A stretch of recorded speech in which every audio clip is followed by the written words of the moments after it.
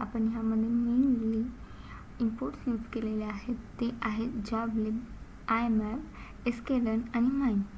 तर आपण फर्स्टली यामध्ये आपलं मॉडेल ट्रेन करतो वेक्टरायझेशन आणि लॉजिस्टिकल रिग्रेशनच्या हेल्पने, आणि ट्रेन केलेला मॉडेल आपण फाईल्समध्ये सेव्ह करतो.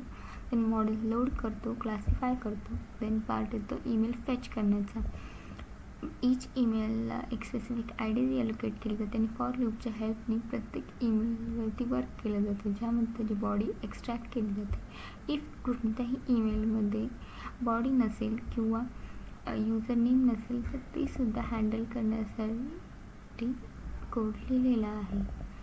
अँड देन समराईज, त्यामध्ये आपण कोडचा थोडा कॉन्टेक्स्ट घेण्याचा प्रयत्न करतो. देन प्रोसेस ईमेल, यामध्ये आपण ईमेलच्या सब्जेक्टला आणि बॉडीला जॉईन करतो अँड देन त्यावरती वर्क करून त्याची कॅटेगरी फाइंड आउट करतो. Then build email, based on the category आपलं ईमेलचं head greetings based on the category आपल्या ईमेलची ग्रीटिंग्स डिसाईड होतात अँड देन त्याची बॉडी ॲड केली जाते. देन जनरेट रिप्लायमध्ये आपल्याला प्री डिफाईंड रिप्लायज जे आहेत त्यामधून आपण चूज करू शकतो. ऑल्सो ह्यामध्ये तर यामध्ये आपण HTML फॉर्मॅटिंग बेस्ड ईमेलसुद्धा यूज करू शकतो.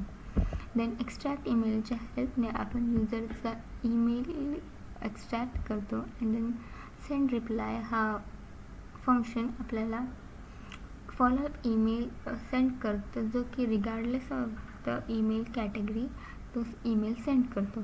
सेंड ईमेल हा मेन ईमेल सेंड करण्यासाठी यूज केला जातो.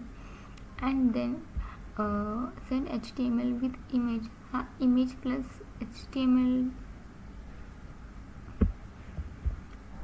सेंड HTML विथ इमेज हा सेंड HTML विथ इमेज हा फंक्शन आपण HTML फॉर्मॅटिंग आणि इमेज इन्क्लूड करण्यासाठी यूज केला जातो. ह्यामध्ये HTML कोडसुद्धा इन्क्लुडेड आहे. देन लास्टली आपला मेन फंक्शन जो की चेक करतो की फर्स्टली आपलं ट्रेन केलेलं मॉडेल प्रेझेंट आहे की नाही. इफ नाही तर मॉडेल ट्रेन करतो अँड देन मॉनिटरिंग स्टार्ट करतो अँड देन ईमेलचे सगळे पार्ट्स एक्स्ट्रॅक्ट केल्याच्या नंतर प्रत्येक फंक्शनला सेंड करतो अँड देन आपल्याला आउटपुटमध्ये ईमेलची कॅटेगरी, त्याची समरी आणि कोणी सेंड केलं आहे हे दिसतं. And then based on that आपण ऑप्शन्स चूज करू शकतो. देन कोड एक्झिक्युशनचा पार्ट पाहूया.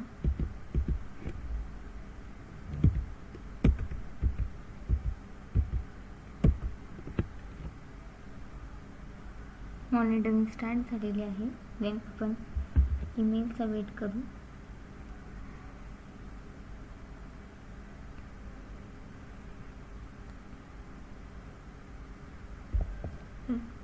फॉलोअप ईमेल सेंड झालेला आहे. त्यानंतर मग आपल्याला फॉलोअप ईमेल सेंड झालेला आहे. त्यानंतर आपण आपल्या मर्जीने चूज करू शकतो कोणत्या टाईपचा ईमेल सेंड करायचा आहे. मी इथे HTML formatting embedded email send करत आहे. त्यामध्ये आपण आपला रिक्वायर्ड मेसेज टाकूया.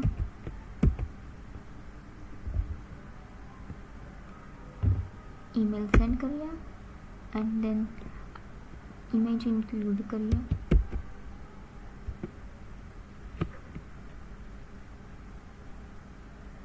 आणि ईमेल सक्सेसफुली सेंड झालेला आहे.